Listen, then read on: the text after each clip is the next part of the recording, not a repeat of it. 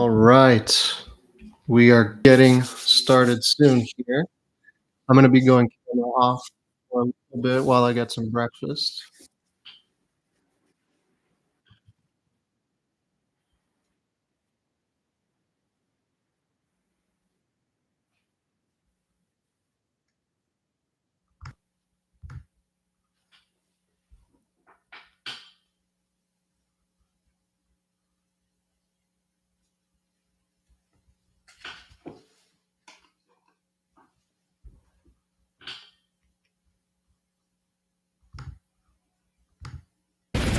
It's how we launch a new world of exploration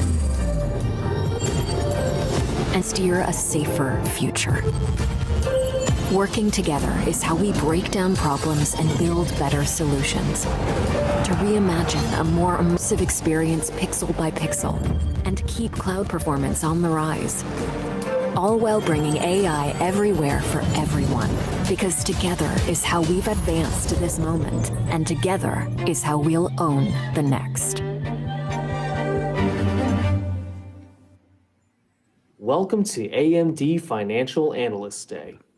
Please welcome to the stage Matt Ramsey, CVP, Financial Strategy and Investor Relations.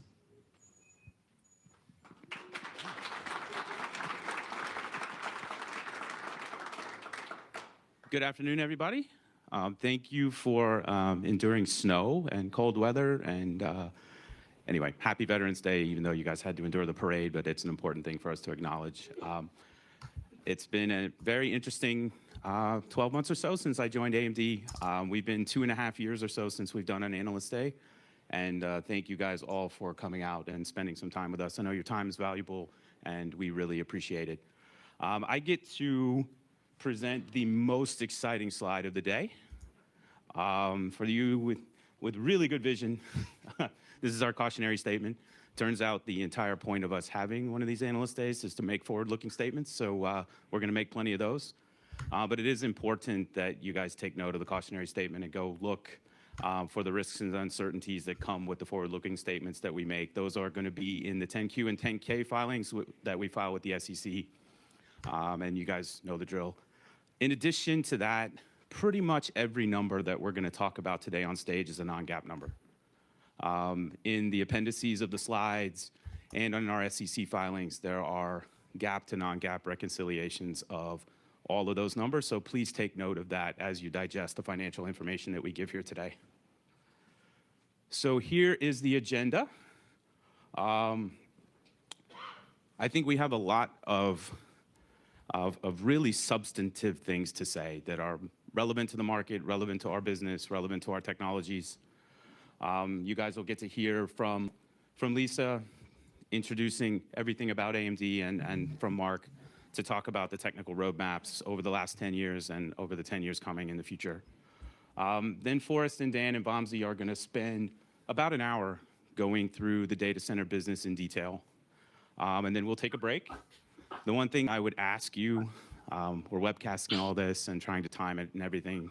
If you could please take your 20-minute break and be back in your seats when we get ready to kick off again, I would really appreciate it.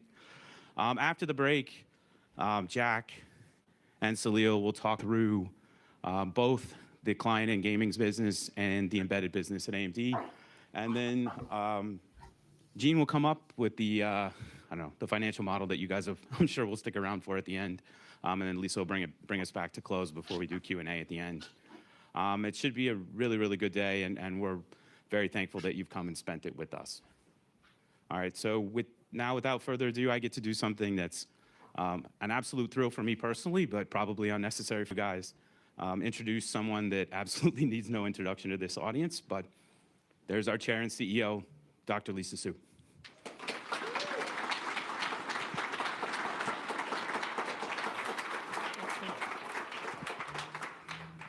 All right, good afternoon, everyone.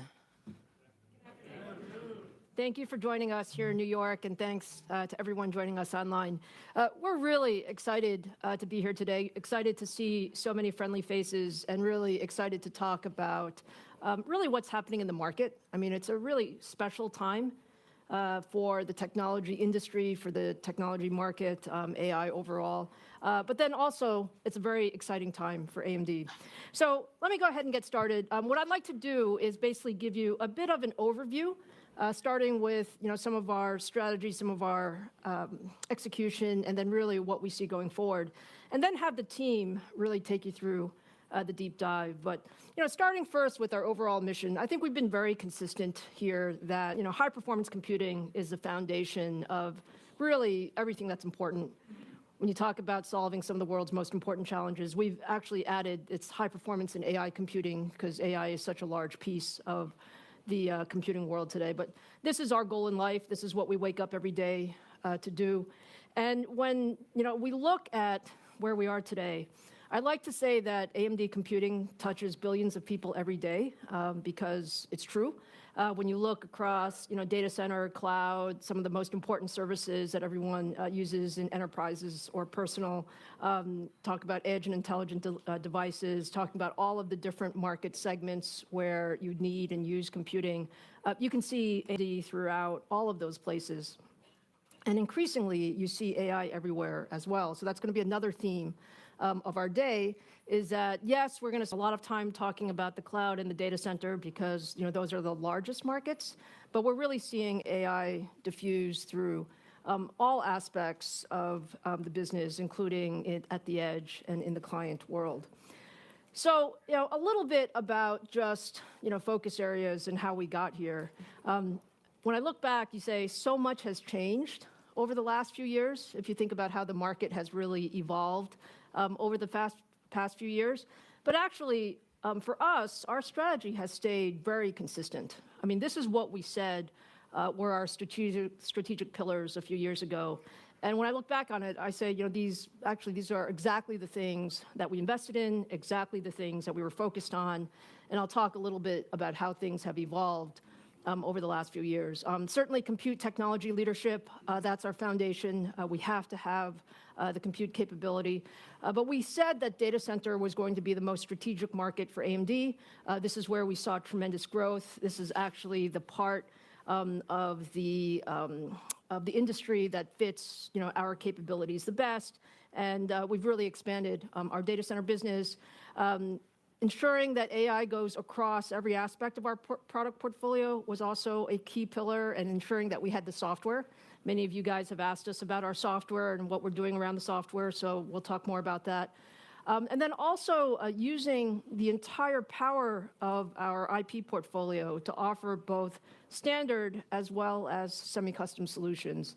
And these are areas where we think over the long term, there are lots and lots of needs for compute in the industry, and you want to have sort of the right compute for the right workload. And so, you need sort of the whole, tool chest to really go through that. And so just taking a look at some of the progress over the past couple of years, I think, our data center execution has been extremely strong. I mean, we've grown this business from, sort of $2 billion in 2020 to, this year estimated over $16 billion, over 50% growth rate. And when you look at, sort of the underpinnings of that, I think there's no question that, when we started with the Zen roadmap family and EPYC, I think people were wondering, hey, just how much traction are you going to get, Lisa? Is this a place where you have, durable, long-term competitive advantage? And I think we've taken what was a very, very clear technology bet and really understood where the market is going. And as a result, you see EPYC now in just about everywhere. So 10 out of the 10 largest hyperscalers, every one of the most important social media services. We're actually in over 60% of the Fortune 100 today and growing. And so that's been a really strong success story. And then we've also had our Instinct and our GPU product line, which with MI300, MI325, and now the MI350 series, we've ramped this faster than any other product in AMD history, with 7 out of the top 10 AI companies now using AMD Instinct products, the top 2 fastest supercomputers, and many strategic partnerships that have been announced and are in the works. So, looking at some of the numbers, what has that meant to our business? We are now, let's call it roughly about 40% revenue share of the market in the most attractive segments of the market. So large hyperscaler very much standardizing on AMD technology through our 5 generations, in addition to growing enterprise footprint. What that's meant is data center is now our largest segment, so almost half of our business, 47% of our business, to be approximate there, and it's growing. It's growing much faster than the other pieces, one, because the TAM is growing, and the other because we are extremely well-positioned from a product portfolio standpoint. On the AI side, we're going to talk a lot about AI today. We're going to talk a lot about data center AI. But I just wanted to put the picture in terms of what's been happening in the AI business for AMD. Clearly, the rate and pace of innovation in AI is faster than anything that we've seen before. We've compressed our schedules so that we went from what was a 2-year cycle to an annual cadence. I think we've done well with adoption of MI300, MI325, and MI355. But there is a huge step function in front of us with the MI450 series, and that's both in terms of technology, just sheer raw capacity capability, as well as going to our rack scale solutions, as well as, frankly, where the market is. So it's a confluence of, sort of technology at the right time for a market that is inflecting in a big way as we're going forward. Just a little bit of an overview on the client and gaming business. You're going to meet Jack Hune today. Some of you may not have met him before. He's our new leader in the client and gaming segment. I think we've done a fantastic job with this business. People have often asked us, what do we think of the PC market? I mean, the PC market is a great market. It's a market where a lot of silicon is consumed. This is how people really touch, compute. What was most important for us in this market is that we picked the segments where technology mattered, and we focused on those segments and ensured that we had product leadership. So when you think about premium, when you think about gaming, when you think about enterprise, those are the most attractive portions of the client market, and that's where we have done exceptionally well, particularly over the last 12 to 18 months. And so when you put all that together, we are currently at 28% client revenue share, but we're really inflecting in this business as well, over 50% of the desktop CPU channel. And we're at a place where AI is really in its infancy in the PC market. And so as that scales, I think our product portfolio strengthens, and we see this as a growth market for us as well. And then you're going to hear from Salil Raje on the embedded business. And the embedded business is really primarily the former Xilinx business together with the embedded x86 business. And what you see in this business is, put aside, there's been some, let's call it, noise over the past couple of years as there's been a bit of inventory correction overall.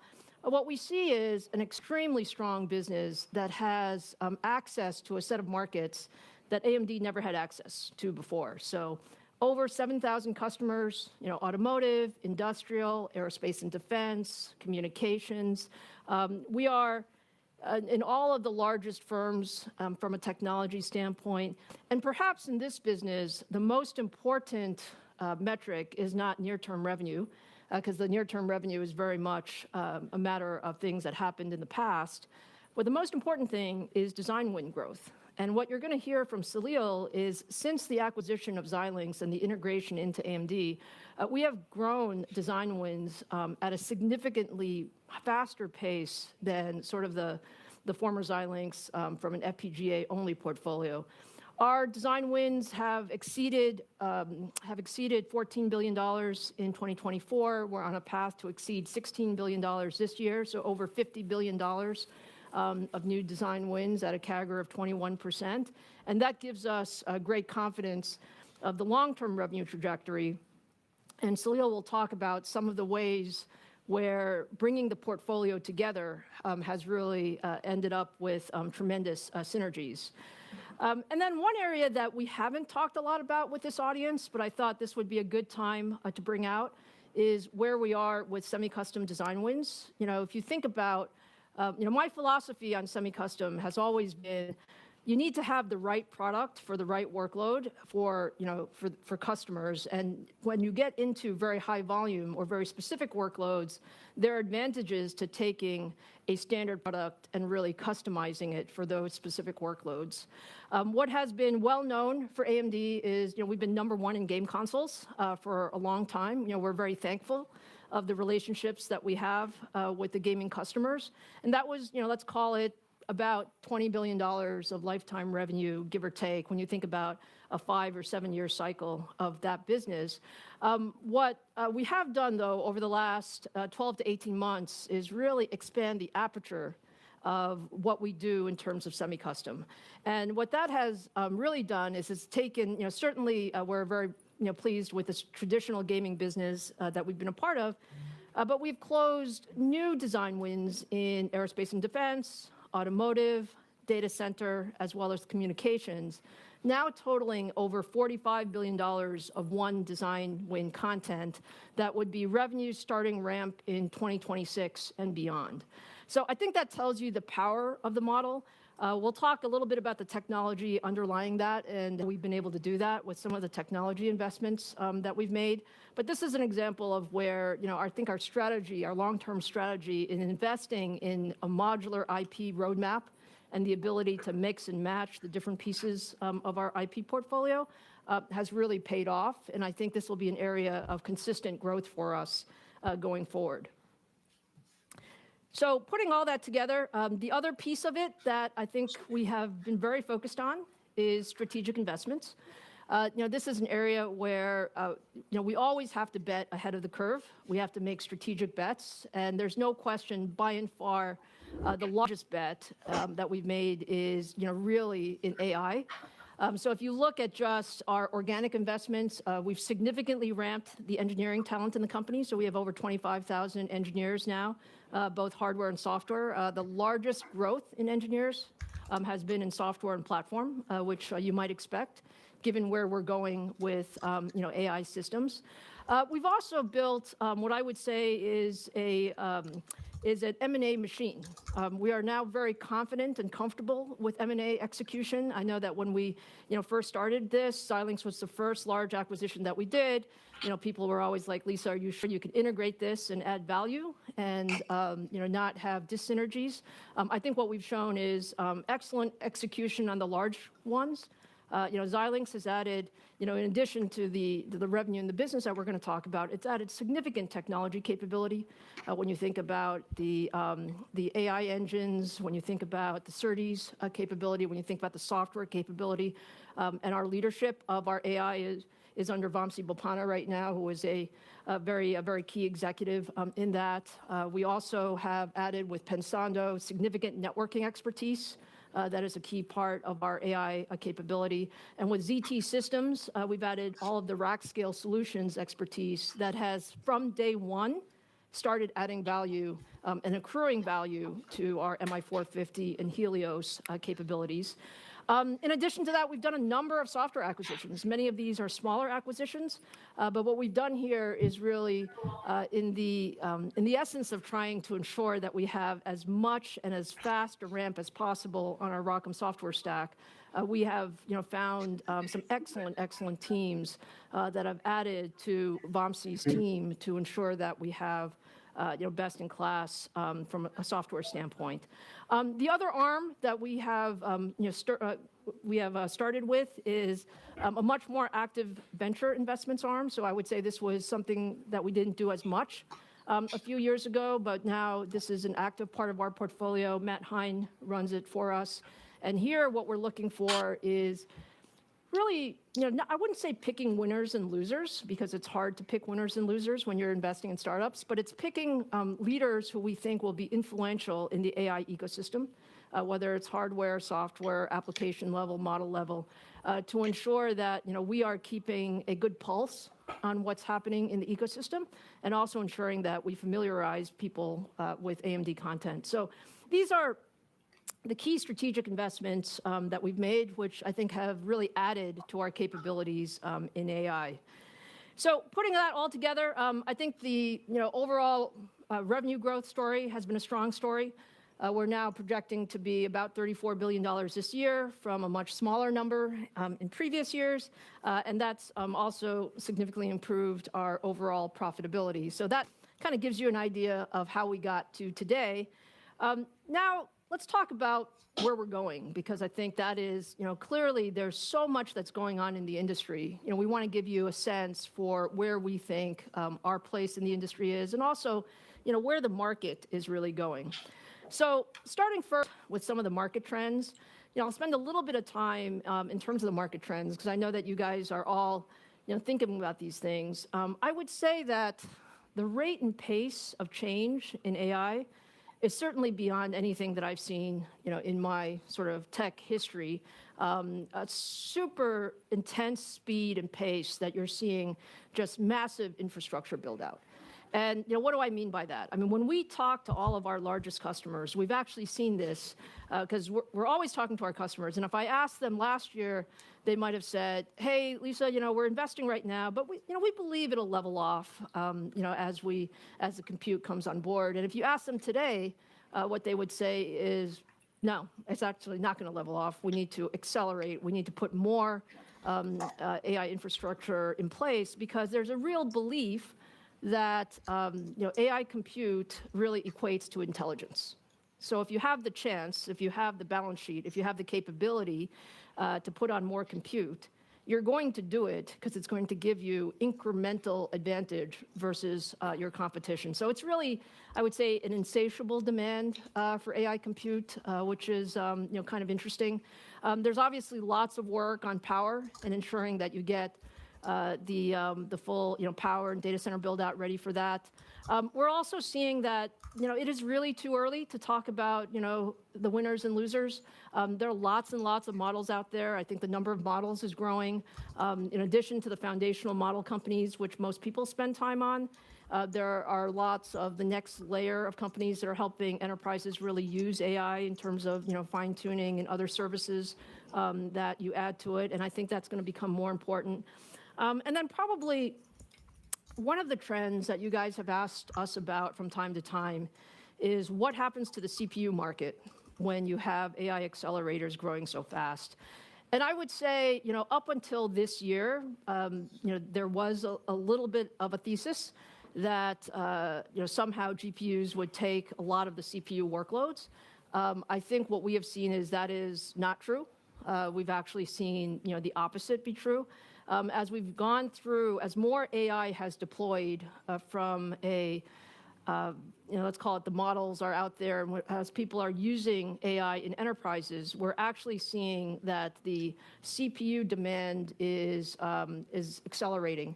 And Dan McNamara is going to talk a lot about why we think that's happening, what we see, and it's now a consistent trend that we're seeing with multiple large customers, as well as both on the cloud side as well as the enterprise side. So I think it's a great thing. I think it makes sense, right? AI is driving new intelligence, new capability. As you have more agents out there, those agents have to work on something, and they're working on things that require more general purpose compute. We are seeing inferencing growing faster than training. I think that's something that we all kind of expected, but we're starting to see that now.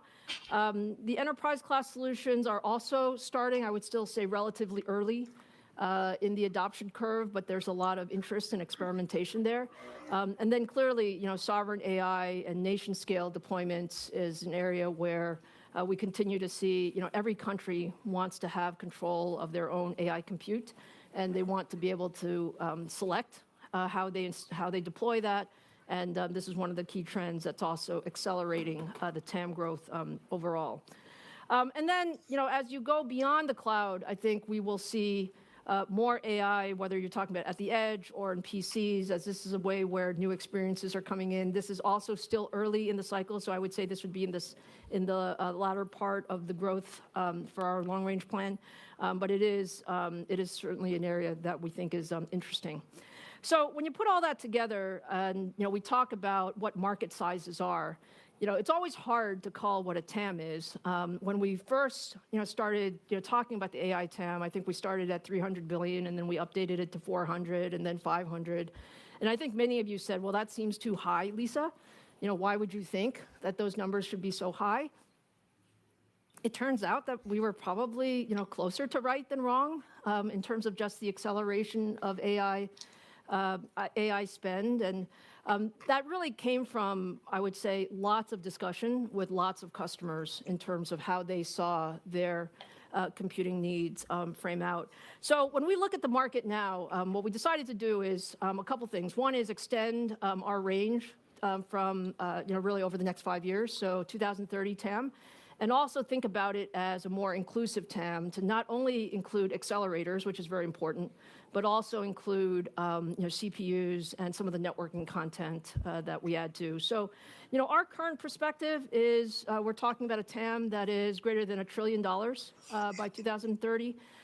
We've seen, if I look at our previous forecast at greater than 500 for 2028, we're seeing that number come up significantly.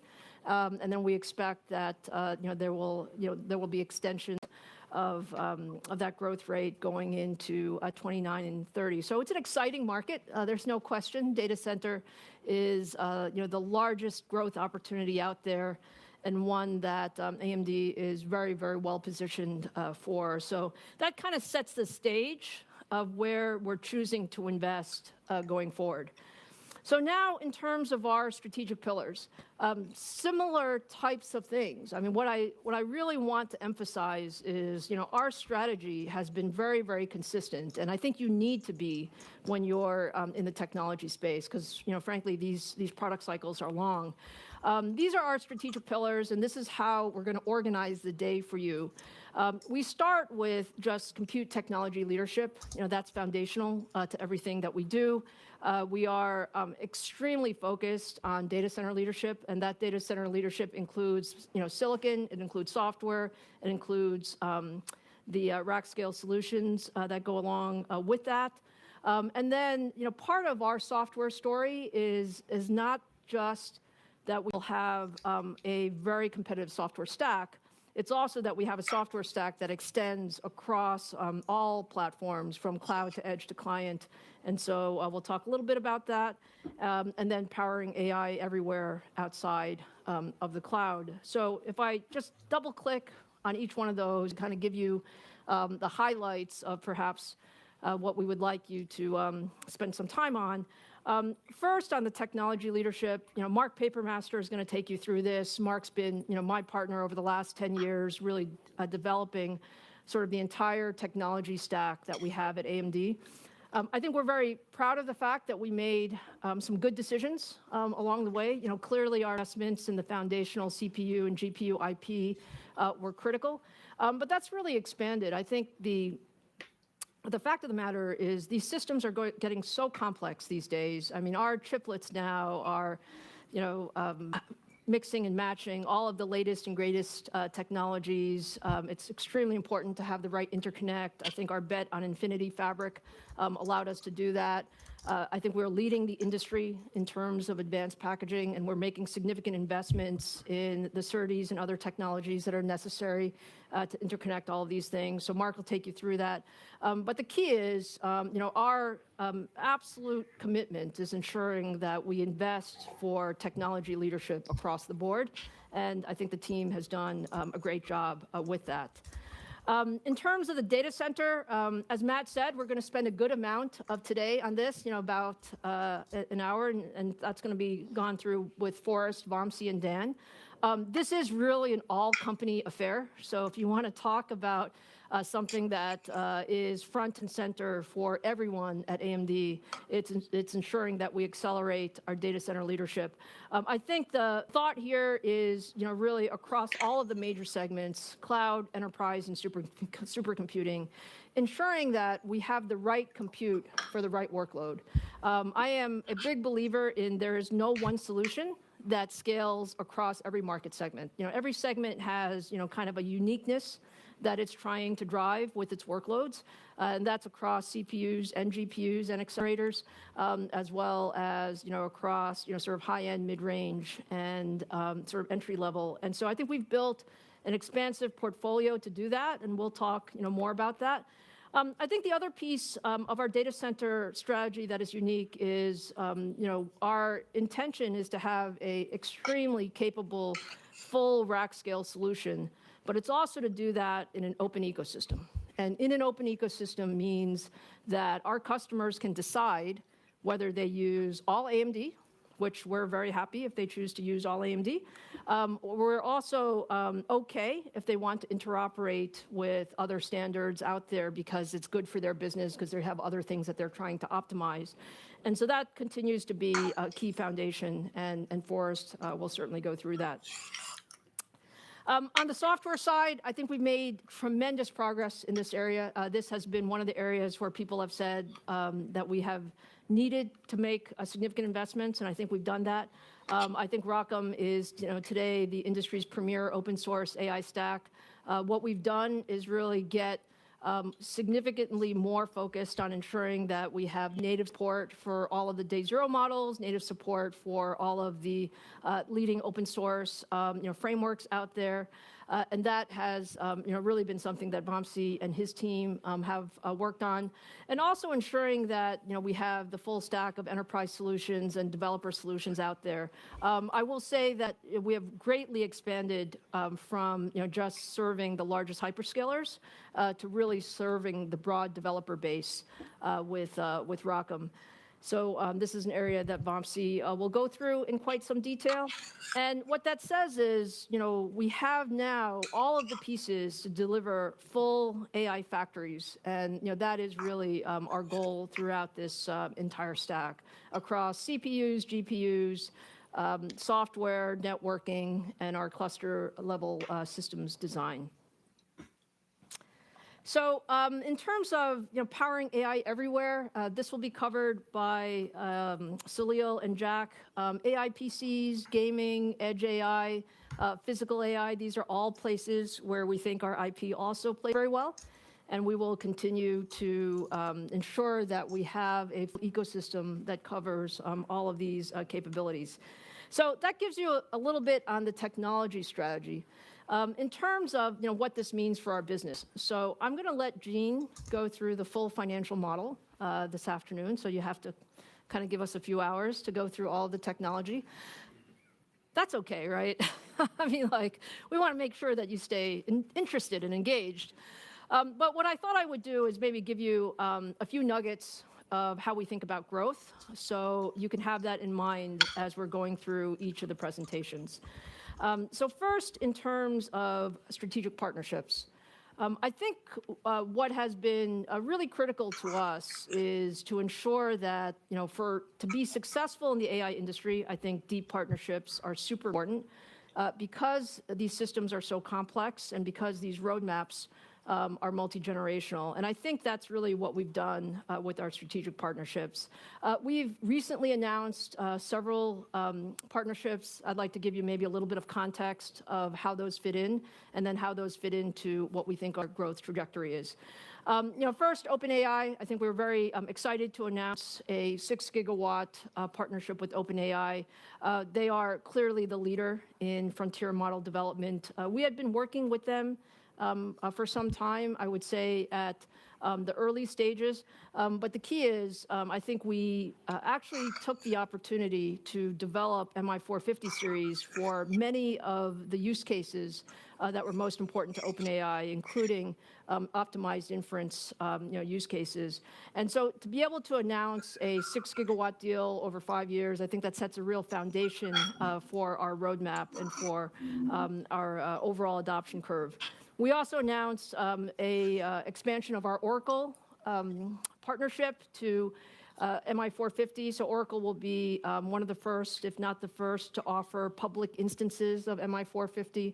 And what we're really trying to do here is, our experience is when we finish development to when you actually see a public instance can actually take some time because these are very, very complex systems. Our goal really with these partnerships is to get it to the place where when we finish development, you can actually go and get an MI450 instance in the cloud very shortly. And so that partnership is really targeting third quarter in 26 as the ramp of of that capability.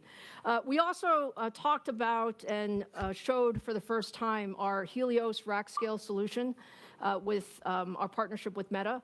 And I'll mention a little bit of context of why this has been really critical. So first of all, Meta has been an excellent partner for us across MI300, MI350. They've been very involved in the software work, both on the PyTorch ecosystem as well as just the overall ROCm ecosystem. When we really went to rack scale solutions, we had two choices. Our choice was either we develop it on our own and have all kinds of proprietary system design, and we certainly could have done that.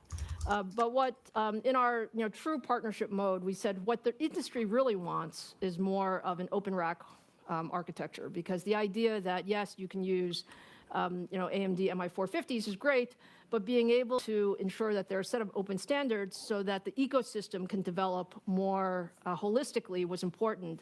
And so I think the Helios design based on the open standards with Meta really enables that. And so I think we're very pleased with that partnership. And then we also announced a couple of new supercomputers with the Department of Energy that are adopting the MI400 series capabilities, actually a new product that we put on the roadmap, the MI430, which Vamsi will talk a little bit more about. So putting all of these in place, I would say, is a good foundation to talk about what we think our AI growth models are. What's been clear is that there's a lot of excitement around MI450 series and Helios. In addition to some of the customer engagements that we just talked about, we have strong momentum with multiple additional gigawatt scale opportunities. And those are very, very much in deep design phase with these customers. And I think what customers are telling us is, look, there's a real need for more compute, and what we have with the MI450 and with Helios is extremely competitive. In many cases, leadership when you think about the memory capability as well as the scale-up bandwidth.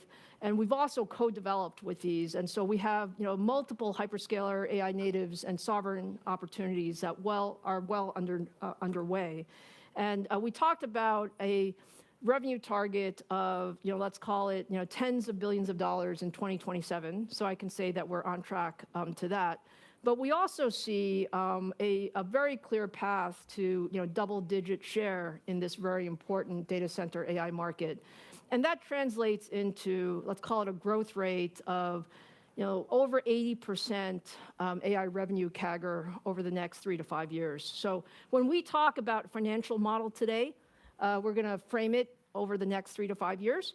And so this is kind of what we see as our potential, given the customer traction, both with the announced customers as well as customers that are currently working very closely with us. Now, as exciting as the data center AI revenue opportunity is for us, the other message that we want to leave you with today is every other part of our business is firing on all cylinders. And that's actually a very nice place to be. Some of the other key targets that we're going to talk about today are areas where we think we have the ability to grow significantly ahead of the market dynamics. So on the server side, Dan McNamara is going to show you, sitting currently at approximately 40% share, we have a clear path to over 50% revenue share of the server market over a larger TAM. Over the next 3 to 5 years. Jack will talk about our client revenue market share. We're sitting, let's call it, in the high 20s right now. Again, a clear path to over 40% client revenue market share in this 3 to 5 year time frame. And then Salil will talk about what we see in the embedded market. Again, the opportunity to grow significantly ahead of the market to over 70% of the embedded adaptive revenue market share over the next 3 to 5 years. So I think all of these are really exciting targets. I think each of the businesses will really go through their strategy, their product roadmaps, and why they see a clear line of sight to this. At the AMD level, I want to give you some ideas of how we think about revenue growth at the AMD level. So at the AMD level, what we would say is We expect to really inflect in overall revenue growth over the next 3 to 5 years. We've done very well over the last few years, growing over 20%, but we really see the opportunity to now take the overall company, at a scale of, let's call it a baseline in 2025 of $34 billion, to grow at over 35% CAGR at the total company level. And that's broken up into the data center business growing well ahead of the market at over 60% CAGR. And the core businesses, that's client and embedded, growing also well ahead of the market at over 10% CAGR. So that kind of gives you a flavor of the type of growth that we're talking about. It's an exciting growth trajectory that we have. I'm going to leave the rest of the financial model to Jean, so she'll have a bunch to talk about as we wrap up the day towards the end. But that just gives you, kind of a flavor of why we're so excited about time in the industry and this time for AMD. I think we have just all the confluence of events that you would want to have if you're in tech today, right? We have a large and growing TAM, over $1 trillion TAM at the data center level, and that adds at the company level. I think we have a fantastic product portfolio. I think as a team, I think hopefully you will have seen that we are good at execution. When we say that we're going to do something, we're going to do it. We have great foundation with deep strategic partnerships, and the data center has tremendously expanded, and we've expanded our capabilities as well. So with that, let me turn it over to the team to give you all the details. So Mark, you want to join me, please?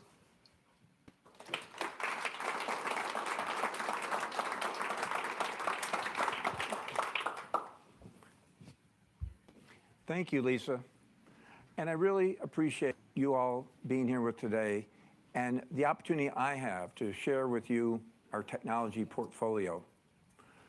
I've been in the industry 4 decades, and I've never seen such a time of just incredible pace of transition of new technologies and, frankly, technology disruption. But guess what?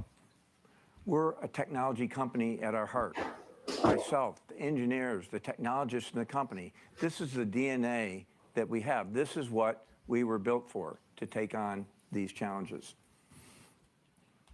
So let's start today with taking stock of the AMD portfolio. Through focused R&D and inorganic acquisition, we've amassed the broadest portfolio of computation in the industry, and it's the computation required for the AI era.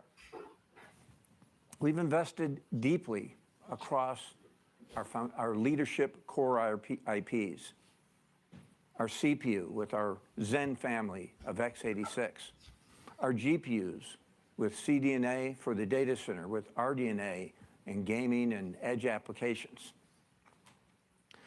We have optimized for low power inferencing with AI engines in our neural processing units.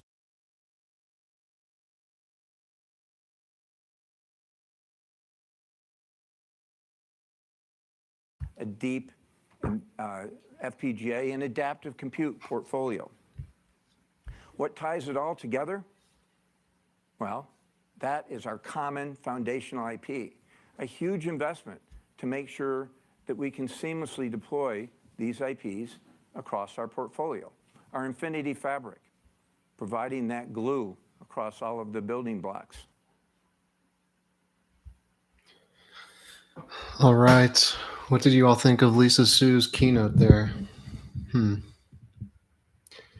Big takeaways: projected $1 trillion TAM for AMD data centers. Not surprising. Pretty good growth.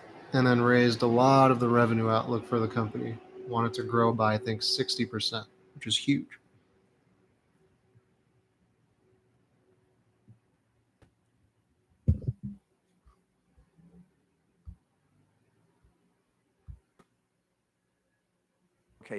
Foundational across our portfolio with the ROCm stack.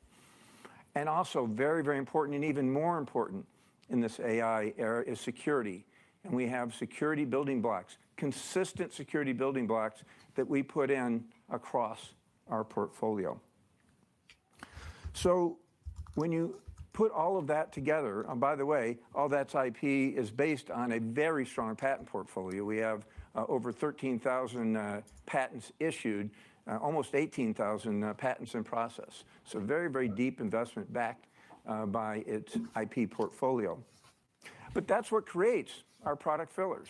That's integration capability allows us to attack data center, our client and gaming, and our embedded markets. And as Lisa said, we've expanded the aperture of semi-custom beyond that gaming centerpiece has had, and now extended it, as you'll hear more from Salil Rajay later, for both data center and embedded applications.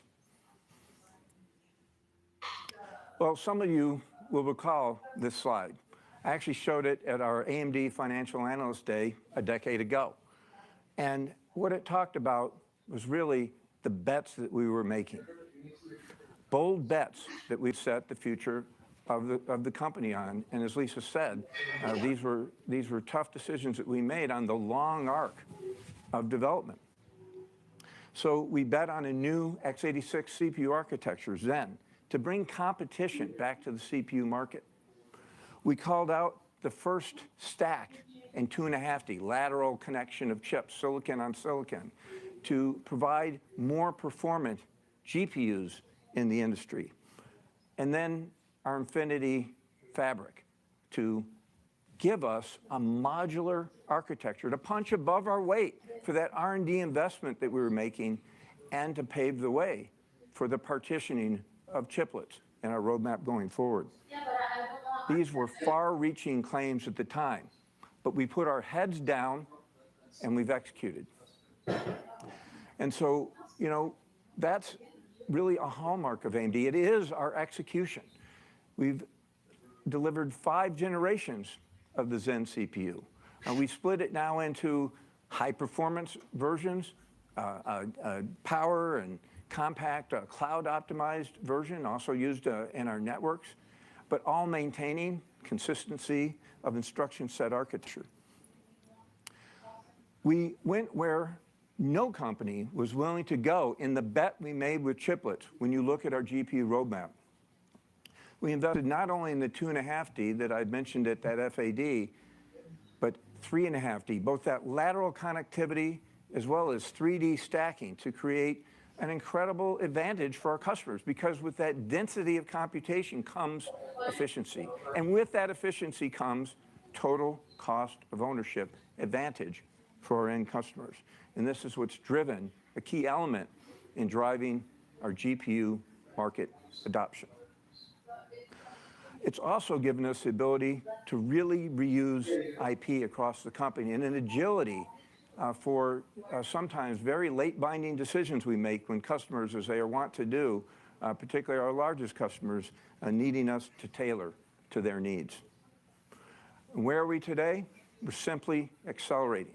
In this industry, you can't slow down, and it is our roadmap that is driving us to continue to innovate from rack scale for the largest of hyperscaler and sovereign AI implementations to, of course, our PC and embedded applications. Our competitor is developing an AI area more proprietary and walled garden solutions.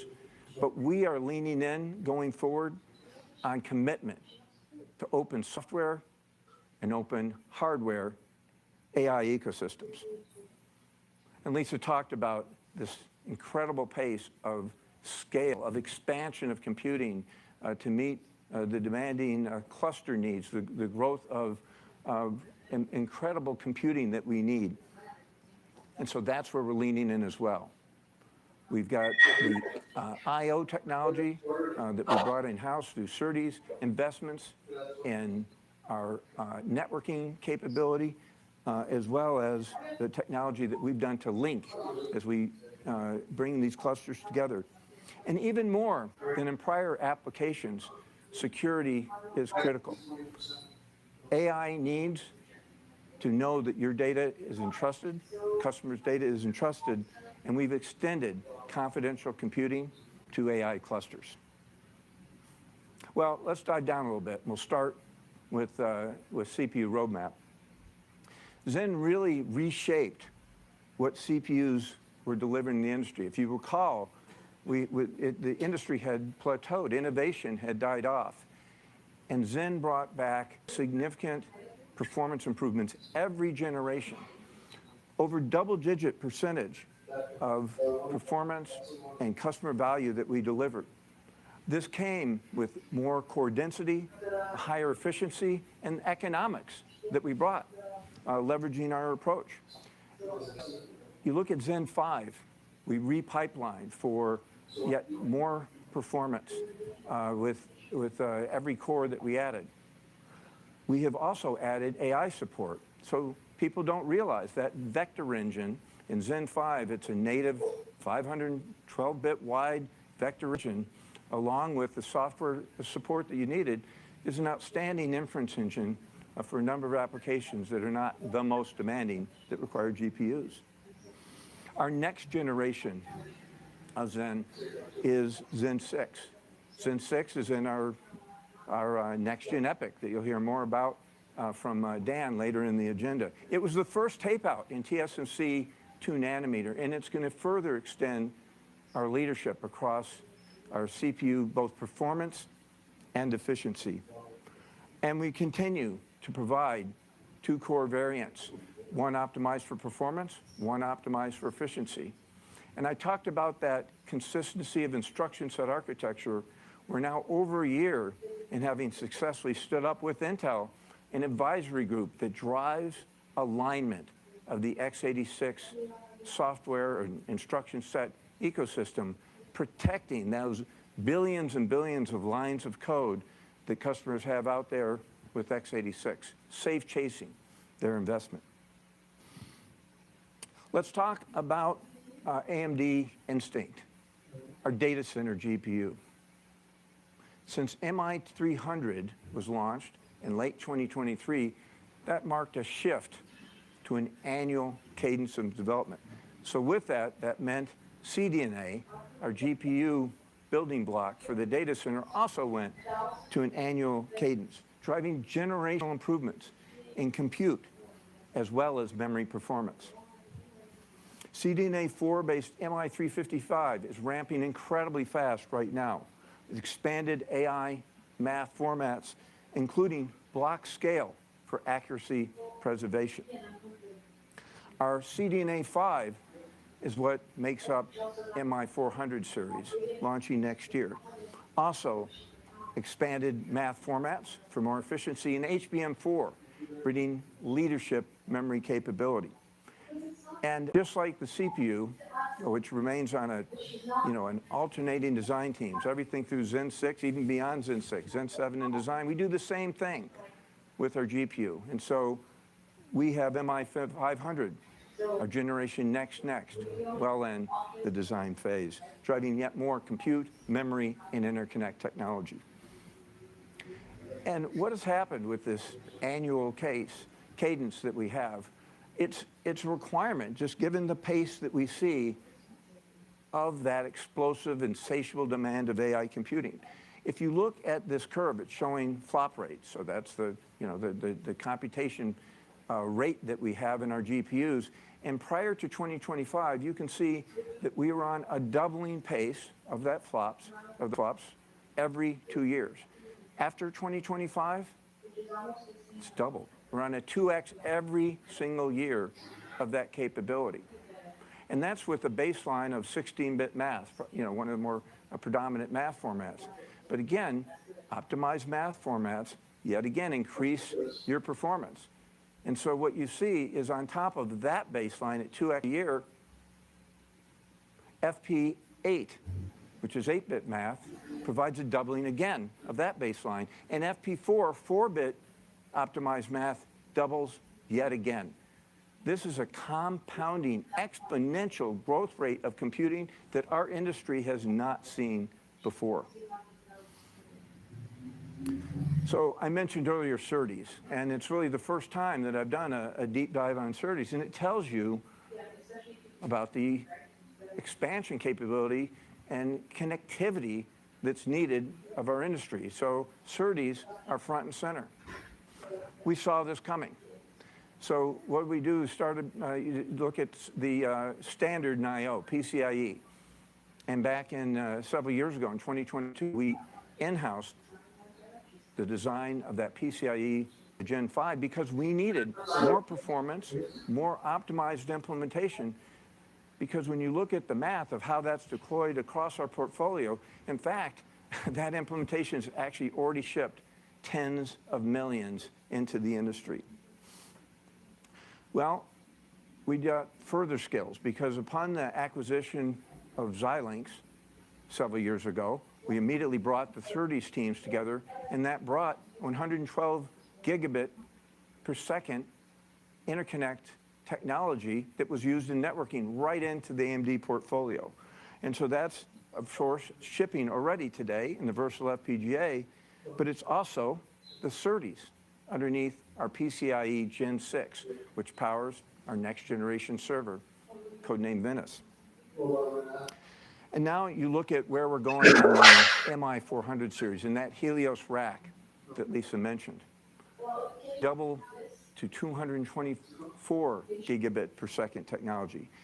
And that's critical for our scale-up capabilities, and I'll expand on that in just a minute. Where's the industry going? It's not slowing down. Copper is going to 448 gigabit per second.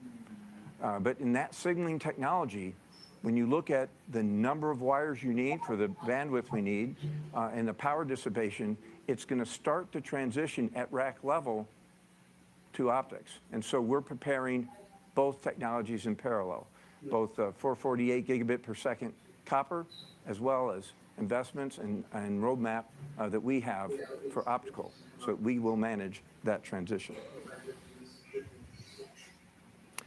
And then I always love talking about the Infinity Fabric. I've often called it the hidden gem that we have.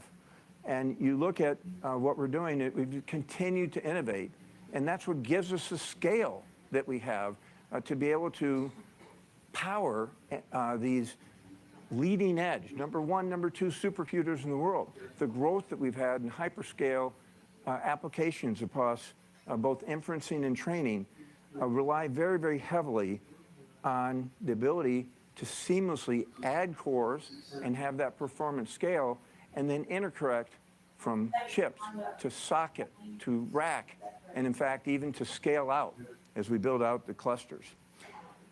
When you look at what we did with our third generation, it powered our first leading supercomputer, the Frontier system. Now it's number 2 in the world, because the fourth generation expanded its capabilities to power Frontier. And Frontier is currently the number 1 supercomputer in the world, but it also showed that versatility of the Infinity Fabric.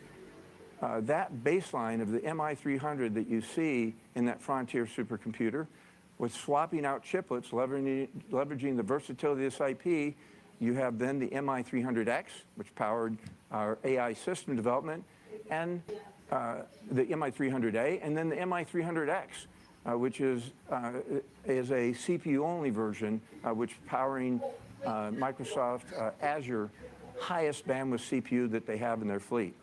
So CPU only version, CPU integrated GPU version, and a GPU only version, all with the versatility that we provide with our 4th gen and beyond Infinity Fabric. And that leads us to 5th gen that we're introducing today. It's poised to deliver for the MI400 series next year with the Helios rack. It's optimized for best-in-class efficiency across chiplets and sockets, delivering the memory bandwidth that we need to support that advanced system, and it's engineered to support open standards. And of course, like our other IPs, we're well at work on the generation beyond 5th.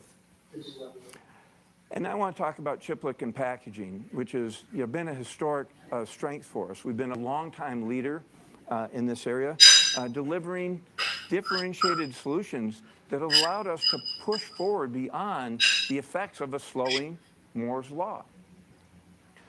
We're now in our, nth generation, but you have to remember the beginnings. When we started with our first generation EPIC, we implemented, as you see on the far left side of the slide, with chiplets, 4 distinct chiplets that we brought together. And it started us on a path of really leveraging that partitioning capability. You look at later in the server roadmap, we changed that partitioning to be separate compute dies and I/O dies, and we started stacking 3D V-cache. It gives us an astounding performance capability. In fact, we're in the 4th generation of that stacked SRAM, that stacked V-cache, still without a competitor in the industry to that capability. On the GPU side, this packaging, this chiplet and packaging capability has been critical for us. It's what delivered for us with the 3.5D that I described a moment ago with MI300, that flexibility that I described, and an incredible density, giving us the TCO advantage in our 300 and MI355 roadmap. But we take it even beyond that for MI400 series next year. We actually have a doubling of the packaging interconnect density, and so that gives us an incredible silicon packing capability in the next generation. And so when you go back to that start of the first EPIC chiplet implementation to what we use for the Helios system launching next year, it's a 30x increase in the silicon available for compute and memory on that design. Just a significant impact that we've had with our roadmap and our implementations. Well, look, I want to show an example. All of this technology is nothing without its ability to come seamlessly together in a solution, and Helios is that best example. It's proud to show off the capabilities that it has as it brings together our next-gen CPU, our next-gen GPU, our next-gen interconnect technology, our next-gen SerDes. All of those technologies I just described come together to give us the link technology for the compute and link technology that we need for leadership capabilities. And it also highlights the co-optimization that you need when you're at an era of rack scale. ZT Systems, the design team of ZT Systems, was a huge addition for us in optimizing across all of those elements for a performance per watt across those compute elements, right through all of that interconnect for leading edge efficiency. And it goes beyond that. It requires software co-optimization as well. So the ROCm facets of the communication libraries and the optimization of the workloads also are co-optimized at rack level. I'd love to pull out a compute tray and just give you a visual of how this all comes together. What you're seeing is our foundation IP, as well as all the glue IP coming together here to have an incredibly dense sled, our compute tray that we build in to create that Helios capability. You're seeing incredibly tightly coupled GPUs. You're seeing those connected, leveraging our Infinity Fabric at 112 gigabit per second. You're seeing our ability to use standards. So it's a UA link, which is connecting those GPUs to our AI NIC. And it's UA link packetized and run over Ethernet that's giving us the scale up capability in the Helios system. And there's one thing that you don't see as you see the physical elements here, but I described it earlier. And that is those security blocks that I mentioned earlier are, of course, embedded in all of that elements. And why is that important? Is we're now delivering security and confidential computing to AI cluster level. And why is this important? Well, it becomes so important right now because what does AI do?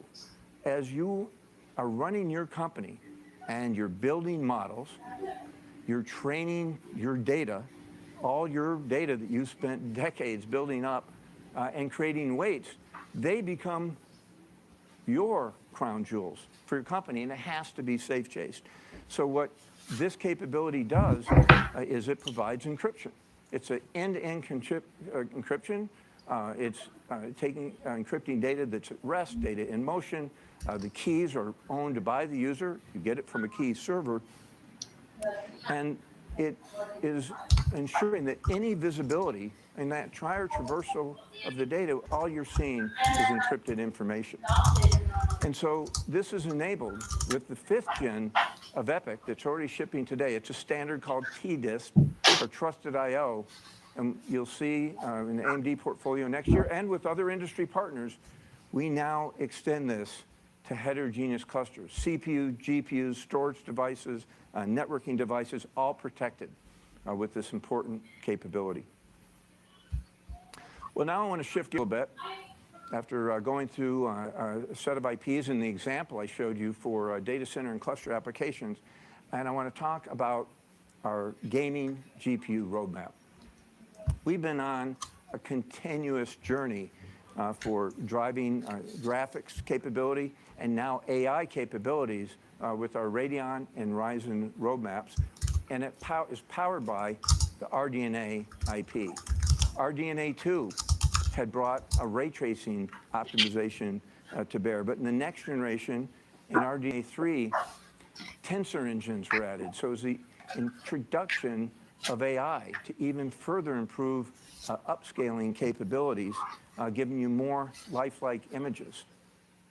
Well, with CDNA 4 shipping today, we have even further usage of AI, and it's doing a couple of things. One, incredible upscaling, so you don't have to look beyond FSR4. If you're a gamer, if some of you are gamers, I'm sure if you run FSR4, you see an incredible gaming experience while upscaling to beautiful visualization. And it's not just about improved gaming experience going forward in this roadmap, and you'll hear more about it from Jack going forward. But as we further improve all of that machine learning for our ray tracing capability, it also enables these devices for edge AI applications. And then, of course, our AI engines, our neural processing units. We announced the first dedicated NPU accelerator in CES 2023, and it began shipping later that quarter. Our 2nd generation of NPU. All right, guys, I think I will end the stream here. At each generation, but it really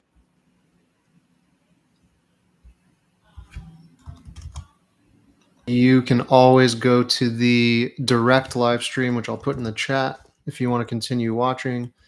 But they are really getting into the details now. So I will put that link here. That's where you can watch the webcast if you want. You need to register for it, I think. I mean, I don't mind keeping it up. I'm just not going to be as engaged because I have a few calls to make.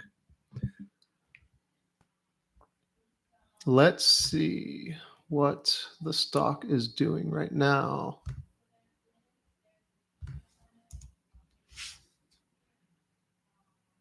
Okay, so the stock kind of pumped and then dumped back to about 240 right now. I'm a pretty long-term shareholder here for AMD, so for me, I just like looking at the price action while these things are going on usually. Have some, let's see, 241 right now is where the stock is at.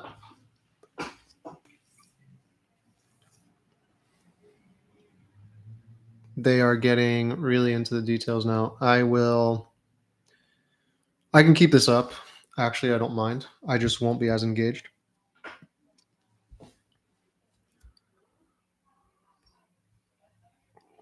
Let's see. Yeah, because I got a few calls to make soon. I'll keep this up.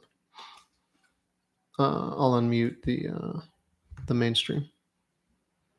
tying together the AI experience from data center and those most demanding applications to gaming applications and edge AI that you can run on Ryzen and Radeon, and right in to those embedded APUs that we have as a growing part of Salil's business. Tremendous progress on our ROCm AI stack. Well, look, I want to wrap up with one key message to you is that as we've implemented all these technologies and partnered so deeply with our customers in driving the market share gains that we've had, it's done something else because we become a trusted partner with our customers and we hear clearly from their standpoint where the market's going. Data center explosion, you've already, that's amongst our largest opportunities right now, and we're addressing that with the rack scale investments from GPU scale that we've made. Agentic AI and the processes it kicks off, it turns out are driving much higher CPU workloads, whether it be retrieval augmented generation, the test phase of a research AI application you're running, or simply agentic agents kicking off many traditional scalar workloads on GPU. We're seeing this as a major, major growth vector. And likewise, the edge AI explosion is starting now, and we are poised with our integrated CPU, GPU, NPUs to take advantage. So those three trends are upon us now. They're going very rapidly, but we're also super excited. I'm personally very excited on agentic AI. We started with robotics today, but it's going to be a vastly growing market. And quantum computing. Our FPGAs are used today, predominant to implement leading edge error correction. Our FPGAs are also controlling the multi-state quantum of many, if not most, of the quantum developers. But what actually gets me most excited is what we're doing to bring CPU and GPU classical computing and optimize it with the quantum computer as an accelerator. And super pleased with the work we've started with IBM and the partnership we've announced, and we'll expand that with other quantum providers over time. So look, I just want to wrap by telling you that AMD is absolutely fueling with innovation that insatiable demand of computing for the AI era. Our roadmaps are designed to consistently provide product leadership and to leverage that broadest of IP portfolios. The open software and hardware ecosystem that we have, giving both diversity of solutions and choice to our customers, and lastly, our relentless execution. We are collaborating with our customers and ecosystem partners alike to provide differentiated solutions and leadership products. Thank you very much.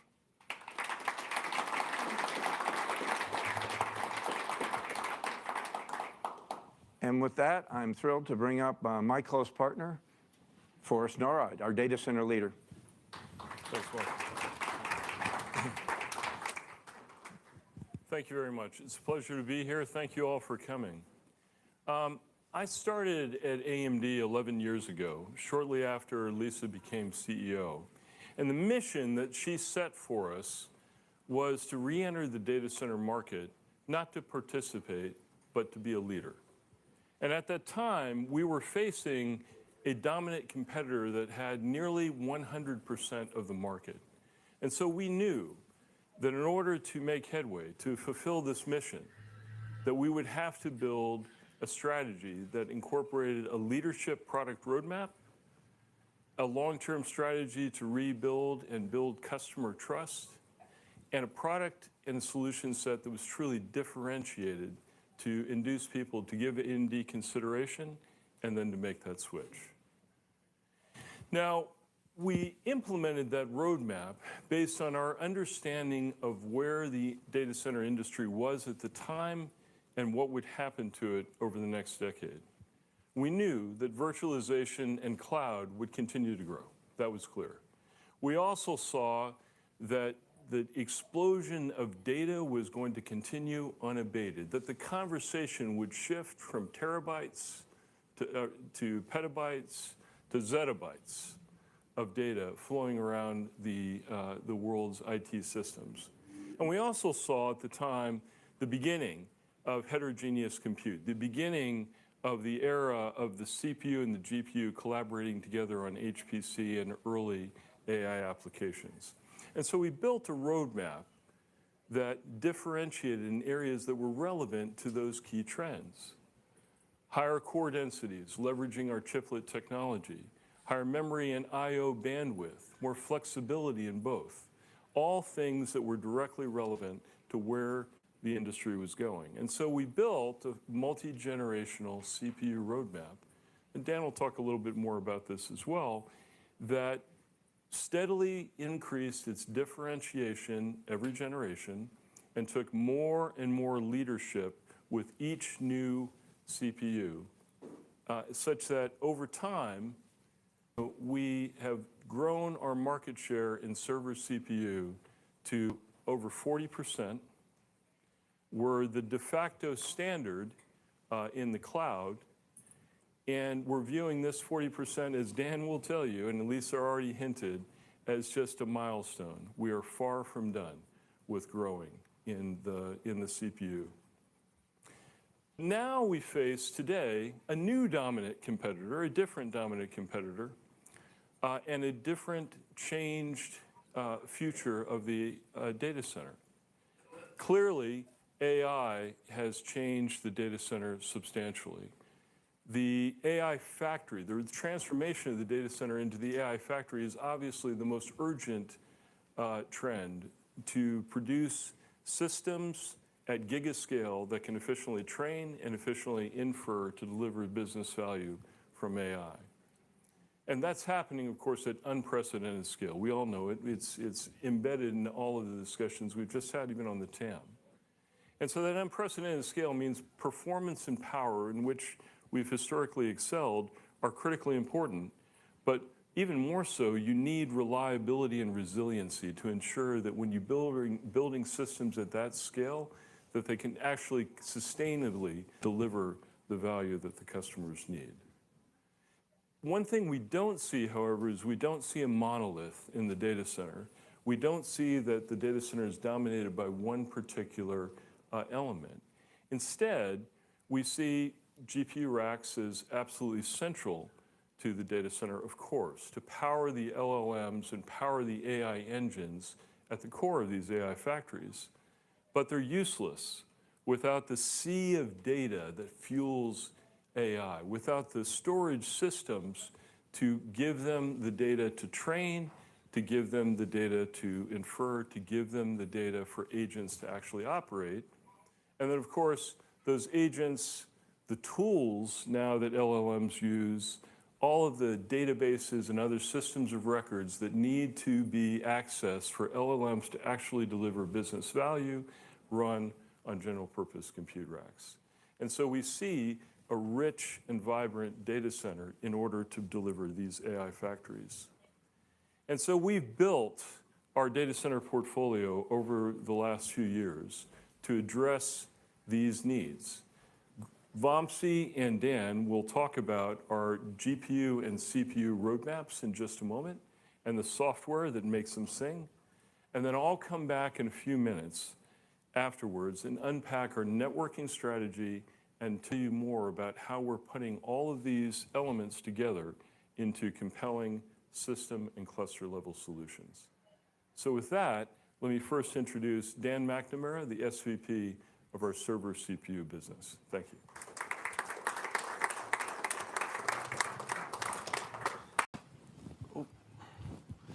Good afternoon.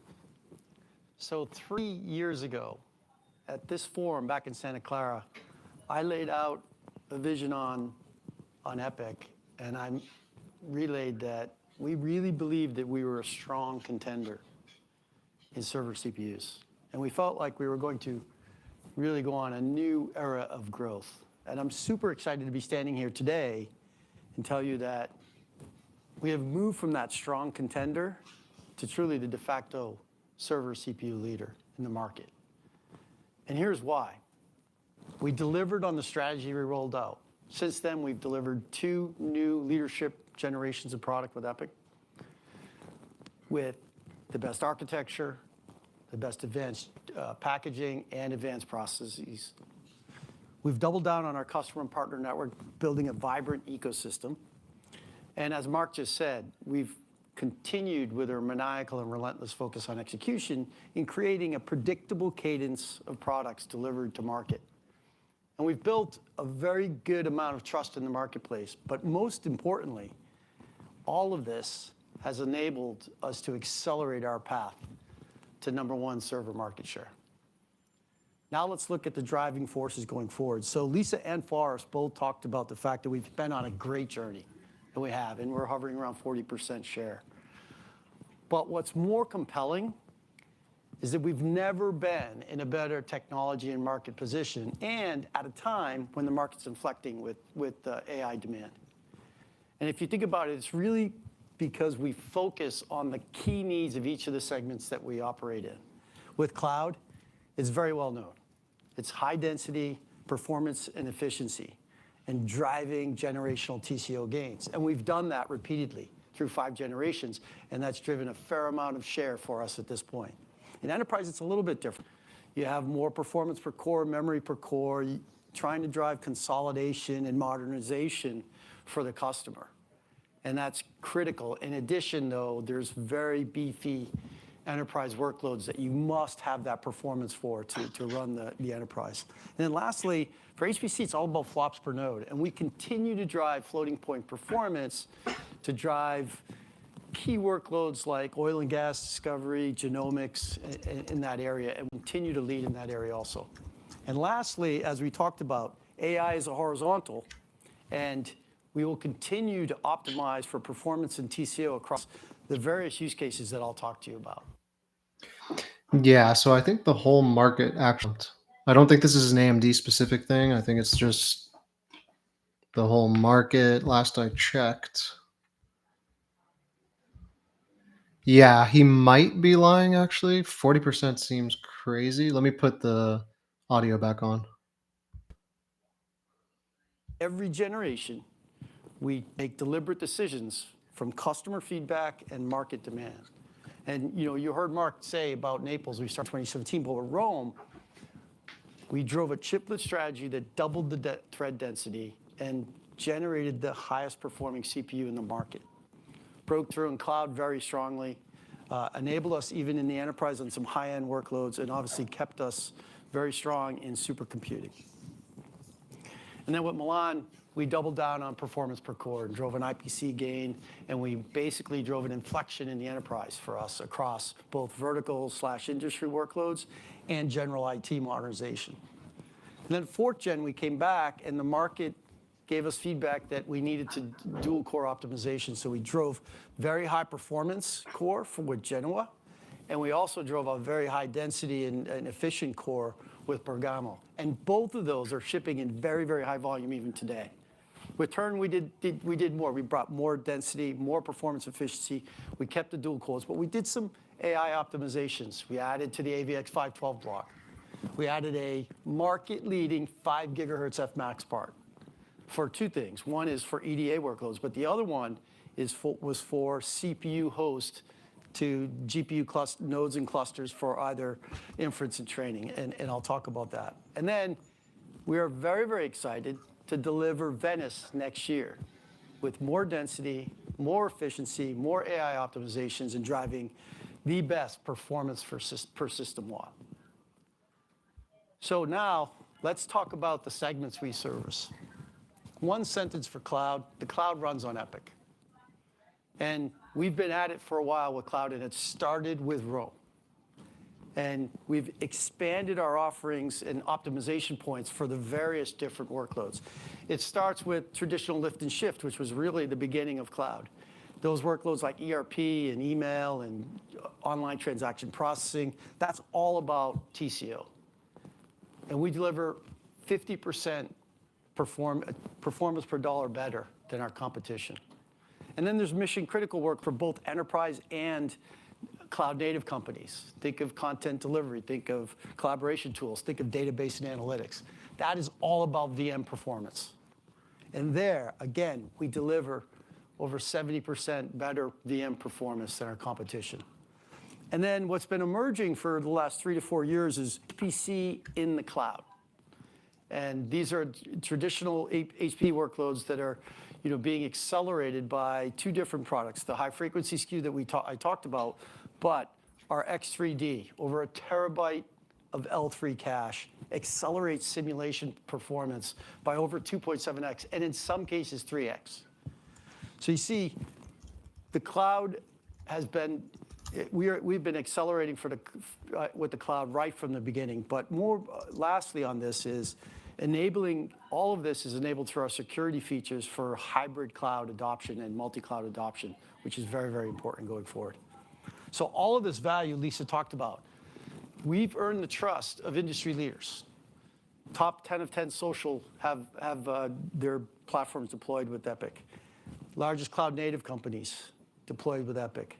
But one of the more interesting things that I'd really like to talk about is the Fortune 500 mainstream enterprise customers are now in their hybrid and multi-cloud environments adopting Epic in third-party IaaS faster than anyone. We've seen a 3x adoption this year.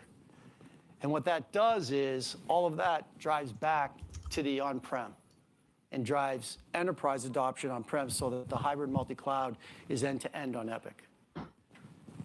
And speaking of enterprise, we've been very, very focused on enterprise for a couple of years, investing very heavily. But one of the key focus areas has been our ecosystem build-out. So I'm very excited to say that our platform growth is 3x over the last 3 years. We've got almost 180 platforms, from racks to blades to towers to edge devices. We've got 3,000 solutions in the market on top of those platforms. Another 3x growth from the last time we had this forum. And our OEM and ODM channel is very, very excited and has shifted most of their work to be time to market with us on every different launch. Secondly, one of the areas where we break into the enterprise is what we call industry or vertical workloads. And these are what I always say is these are the workloads that drive the end business. So in semiconductors, that's EDA. In telco, it's the network. And the goal there is to accelerate those workloads in either driving more throughput or drive faster time to market or faster time to results. And we almost double our competition in terms of faster time to results. And then lastly, core IT modernization. That is all about driving TCO savings. And with our latest generation, we have an 8-to-1 consolidation factor from our competition that, along with our density and performance, drives up to 80% TCO savings for the enterprise. So all of this is accelerating the adoption. And we look at three things when we track our adoption. First is top customers. Are they using us? As you can see here, over 60% of the Fortune 100 are using us. And that's growing quarterly. We track that very, very closely. The other thing is, are we getting new customer acquisitions? These are the first time with Epic in their fleet. We've doubled that year on year. And then probably the most important is the customers who have used us in the past with either Rome or Genoa or even Turin now going forward, are they using us more? Are they expanding their usage of Epic in the fleet? And again, we've seen double the consumption year on year. So the enterprise conversation has changed quite dramatically. And we're very, very excited to see that change because we've been investing very heavily here for the last few years. Now, HPC. It's sort of our legacy from Naples, right? We've been winning over the years with Epic and even Instinct across national labs, research institutes, across some of the most important workloads like genomics and oil and gas. And now it's shifting towards AI for science. We are in a third of the top 500 supercomputers. We're 12 out of the top 20 green supercomputers. And we continue to evolve our solutions. And you're going to hear about this as HPC evolves to AI for science. And Vamsi will talk about this. With our MI 430 and 450 in Venice, we will continue to drive more and more performance there, but also provide our customers the much needed silicon diversity and open ecosystems to really participate and enable this market going forward. Now, with AI, I did want to spend a couple of moments here because I believe there's a thesis out there, and Lisa mentioned this, that CPUs have been cannibalized. And I want to spend a minute and tell you what we're seeing because it's the exact opposite. And there's a number of different reasons and applications why this is happening. And first, probably the most well-known is the head node, right? The CPU host to the in an 8-way server, GPU server. And what we did there is we saw very early on, and we built a Turin product to drive very, very high frequency, a solution. And the reason is the server in this mode, in the cluster, is really more of a synchronizer and orchestrator. It doesn't have the biggest job, but if you can drive high IPC and high frequency and keep those GPUs fed with kernel launches and all the orchestration, you can drive overall performance up on the cluster. And we've showed that over and over across both training and inference. Secondly, probably the biggest conversation I have through the course of a week is just creating an AI-ready data center. That's driving consolidation. That's driving energy efficiency. That's creating more space as our CIOs the CIOs are our customers are trying to drive how they go develop an AI infrastructure and modernize for the future. This is front and center. How do you do all this, but also enable those most critical enterprise workloads to boot? And then the end-to-end AI pipeline is also expanding quite rapidly. And you have pre and post processing that's happening, and it's driving all sorts of new workloads like RAG and ETL and new storage workloads, and then database, more analytics. So all of that today in the enterprise is on x86.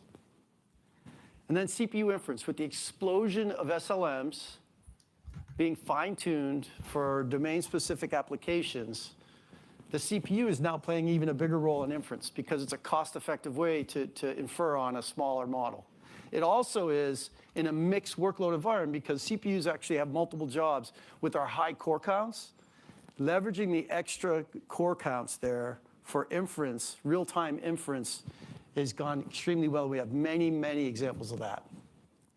And then lastly, agentic and autonomous agents. And Mark mentioned this, but as the agents grow, more and more CPU cycles are needed to drive the interfaces between the agents and all of the real-time enterprise applications and the enterprise-wide structured and unstructured data. It's critical to drive this interconnect. And you've all probably heard of the concept of an MCP server. So see, all of these 5 applications and usage models for CPUs is driving what we believe is a very strong inflection point in CPU TAM. As you look here, we're going to add 30 billion in CPU TAM by 2030. It's basically doubling the CPU TAM in this horizon. And as you can see right here in terms of 25 to 26, the inflection is right, with the agents growing, with SLMs, and all of the things we've been talking about on inference. So very exciting for us because I'm coming back to what I said earlier. We have never been in a better position from a product standpoint with Genoa, Turin, and headed to Venice. And then speaking of Venice, we're going to launch that next year. It's on 2-nanometer TSMC process. It's looking great. Our cloud, our ODM, OEM, and cloud partners are all bringing up systems and looking very, very good. We believe we will have the biggest ecosystem at launch next year when we bring that out. And not only does this maintain our leadership, this actually widens the gap from our competition. We cannot wait to launch this product next year because it will absolutely be part of that curve that I just showed you. Now, let me close with where I started. The execution of our strategies got us to this point, and we are in a great position to continue the acceleration of the leadership. We will continue to drive our cloud expansion. We're hitting the tipping point in enterprise, and that we expect to grow, and we're extremely well positioned for this AI growth. There's not a question in our mind that we have a clear path to greater than 50% market share. So thank you, and I'd like to introduce Vamsi to the stage.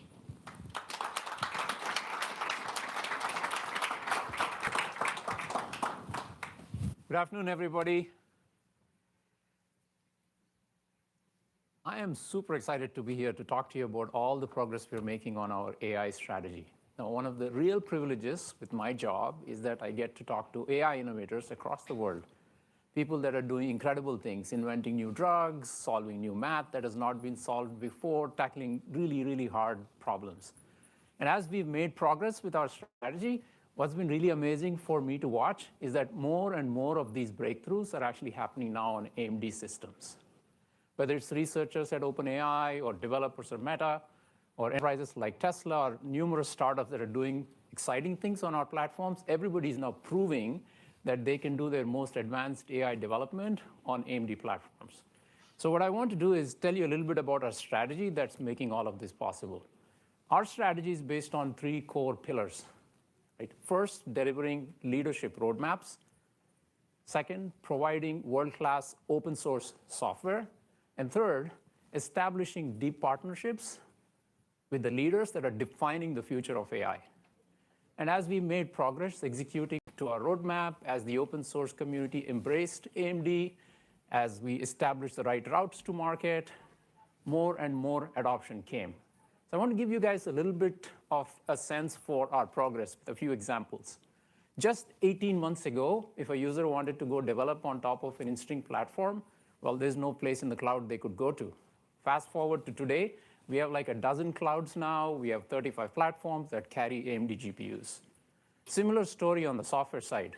A couple of years ago, if you went to the leading AI frameworks and said, hey, I wanted to develop on AMD, support was not guaranteed. We fixed that. We worked with all the top AI frameworks systematically and said, let's support AMD GPUs.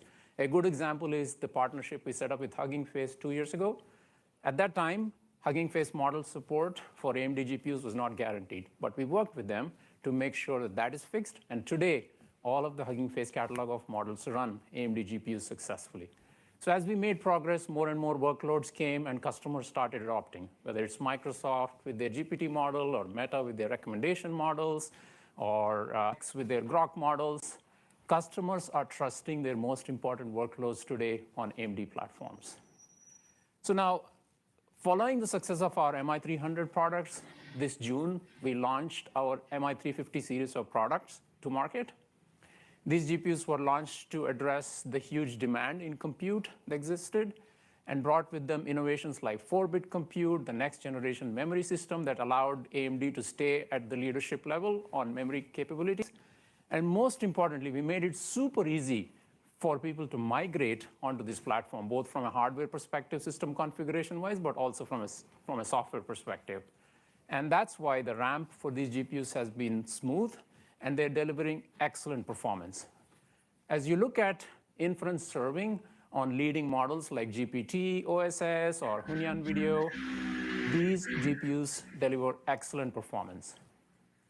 To look at how easy it has been to adopt this platform for critical workloads like GPT, when it first came out in August, the latest GPT OSS model, it ran on day 0 on MI355, just a few short weeks after we went to production. And we introduced support for 4-bit processing and delivered excellent performance.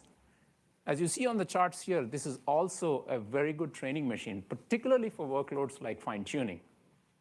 Now, all of this performance translates into true economic value. When you look at metrics like cost to serve 1 million tokens, this is actually an example from a recent Inference Max benchmark that was conducted. The latest GPUs, MI355, on the GPT OSS model, deliver up to 10x benefits in terms of the cost to serve tokens relative to our previous generation of GPUs. Now, this is exactly the type of economic value and gains that our customers expect generation over generation. And as our platforms have made progress and expanded in their capabilities, so have the workloads that have run on them. As you might remember, our initial focus had been on inference that leveraged the strengths of the MI300's memory system, with GPT being one of the early models. But since that time, inference deployments have expanded in terms of workloads. We have added recommendation system support. There are multiple modalities that are supported and coding agents that are supported. So a number of inference models and workloads have now come onto the platform. We've also steadily expanded our training engagements. Many customers, Microsoft is doing MOE training on it, Meta is doing recommendation training on it. Our own teams are building European language models, and many exciting startups like Essential, like Cohere, like Zifra, they're all training their next generation model architectures on AMD platforms. Just to give you a sense for like how the customer journey has been in terms of workload expansion, I want to tell you about what happened with one hyperscaler engagement. They started obviously with the first workload, very successful, and just within 12 months, within 1 year, they now have over 70 workloads spanning all of what I talked about that is now running on Instinct platforms. We're super thrilled that they're able to do these sorts of things. Now, as much as all of this adoption has been because of our compelling roadmaps, it's also been because of the tremendous gains that we've made building our software capabilities. So I want to talk a little bit about that. So if you look at ROCm, with each release, as we have added significant features and performance, that's what has been crucial to supporting all these workloads. We've also recognized that we needed to be relentless in our focus towards developers, improving out-of-the-box capabilities, providing more richer collateral, content, documentation that makes them productive right away. Our customers are actually delivering AI capabilities at unprecedented pace. We responded to that. We've accelerated our release cadence. New optimizations, new capabilities now ship every 2 weeks in Dockers and prepackaged containers. We've ensured that the leading models are supported on day 0. When DeepSeek came, or GPT-OSS came, or the latest Qwen or Gemma models came, they all ran in day 0 in the last several months. So adoption of the platform, because of all of these improvements that we have made, has been growing significantly. And that momentum is showing in the numbers. 2 million models that exist on Hugging Face today all run AMD GPU platforms successfully. The top 10 AI frameworks and projects for GPUs all have very good AMD GPU support. And if you look at metrics like downloads, they are on a fast exponential. Compared to last year, we have 10x the amount of downloads. There is a growing and vibrant ROCm ecosystem. And we are doubling down on developers and the developer community even further to make it go even faster. Through collaborations that we have set up with research professors at Stanford and at Berkeley, through rich educational content that we're delivering in partnership with organizations like Deep Learning. We've also stepped up our engagement with the developers with a number of forums like hackathons, contests, and meetups, and so on. If you see, in the last year, we have significantly stepped that up. An outstanding request that our developers have had is, hey, can I go to a place where I can go hack on AMD GPUs? And so we provided in June this year a developer cloud.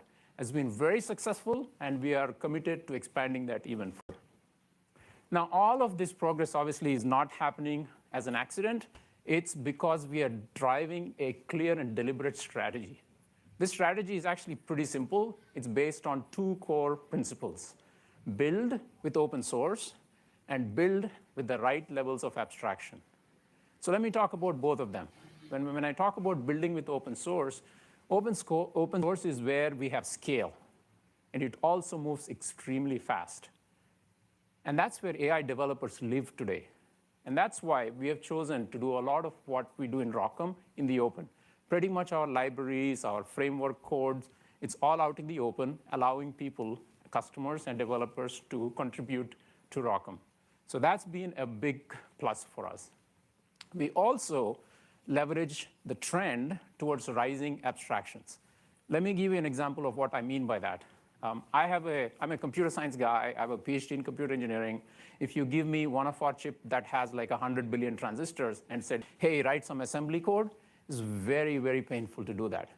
Engineers don't like doing that. That's what has led to programming abstractions like PyTorch, right? People like to write higher level code and makes them more productive.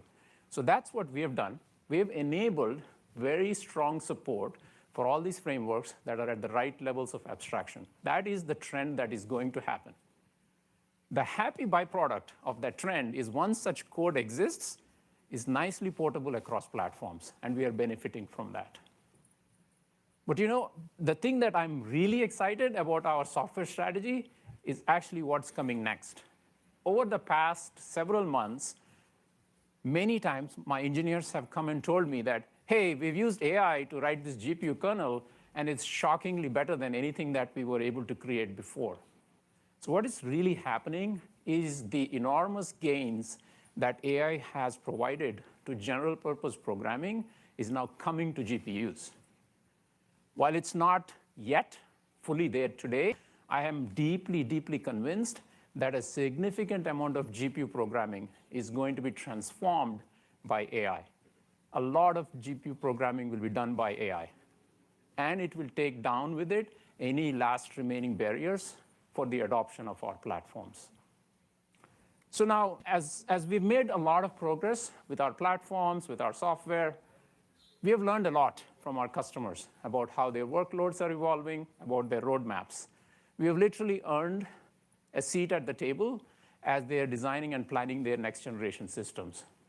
And we have incorporated those learnings, those precious insights, into creating our best GPU family, the MI400 series.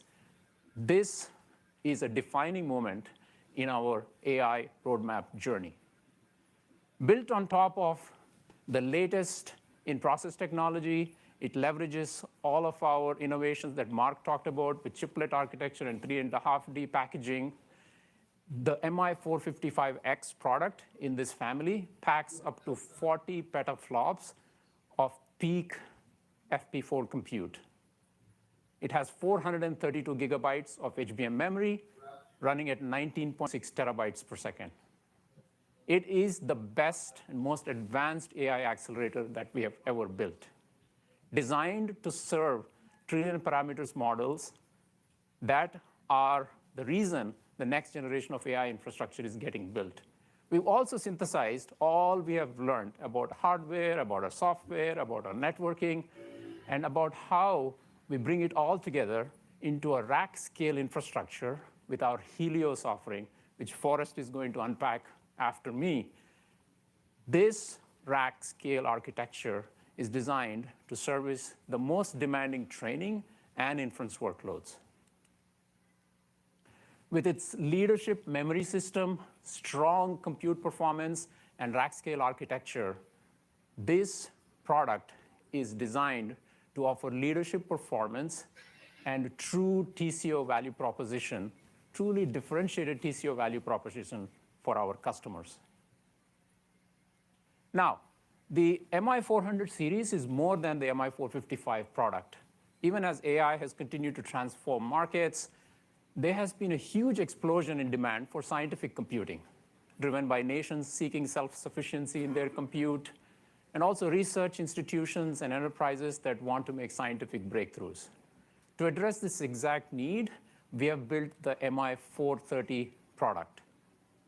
So what the MI430 product is actually built out of the exact same hardware and software foundation of the entire MI400 series. It leverages our chiplet architecture, but it customizes the compute for what these markets need and provides the high precision, double precision floating point compute that is required for getting the highest performance for these markets. This product continues the leadership tradition that we have. We have the fastest supercomputers today with Frontier and El Capitan, and the 430 series is designed to continue that into future supercomputers. You can stay tuned for more around this project. We're going to share a lot around this product. We're going to share a lot more about this at the upcoming supercomputing show next week. So now, the MI400 series, our customers love it, right? Whether it's frontier builders like OpenAI or Meta, or infrastructure partners like Oracle, or research institutions like Oak Ridge.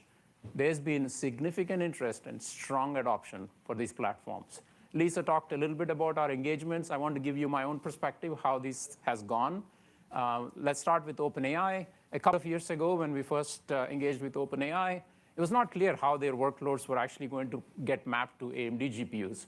So we decided, and we sat with down and said, hey, it's super important that we actually support Triton, which is a chosen framework that they use, and say we need to add AMD backend support for that. So we enabled it functionally, and over the last year, we made it performant, with adding a lot more features and capabilities. And as they gain more confidence, they've expanded their engagement with us from hardware, from software, from networking, and that led up to the MI400 series. So we're super excited to see what they would be creating with this product. We're also deeply grateful for our engagement with Meta, starting with our MI300 series with Llama, where they served and showed that it's great for that reason, and expanding that to recommendation models. We've collaborated with them very actively with PyTorch, and deep collaboration with Helios that Forrest is going to talk about. When AI leaders that are defining the future of compute choose AMD, it absolutely validates our roadmap, our ability to execute, and to be able to be deployed at scale. Now, as amazing as the MI400 is, what seems to be even more extraordinary is demand for compute keeps going up. As models become larger, as models become stronger, as they become more diverse, they become agentic, they think, they interact, as industries adopt them more, there is continued need for a lot more compute. And to meet this extraordinary demand for compute, we are introducing our next big leap, which is the MI500 series. With significant innovations in compute, memory, networking, rack scale integration, and even deeper hardware and software co-design, this is not an incremental step on our roadmap. This is going to be our next big breakthrough in AI performance. So now, to bring it all to a close here, we are at a truly unique moment in our AI journey. Our leadership roadmaps are getting stronger, delivering greater gains with each generation, expanding our usage. Our open platforms with our rack scale systems and open source software are driving greater adoption. The deep partnerships that we have set up with the AI leaders that are defining the future of computing are showing what is possible when you collaborate at scale. And the MI400 series is poised to place AMD in the middle of some of the largest AI infrastructure build-outs that will define this decade. Together with our partners and customers, we are thrilled to be able to build the future of compute. Thank you. And with that, let me welcome Forrest back to the stage to tell you how it's all going to be put back together at the data center level. Thank you, Vamsi.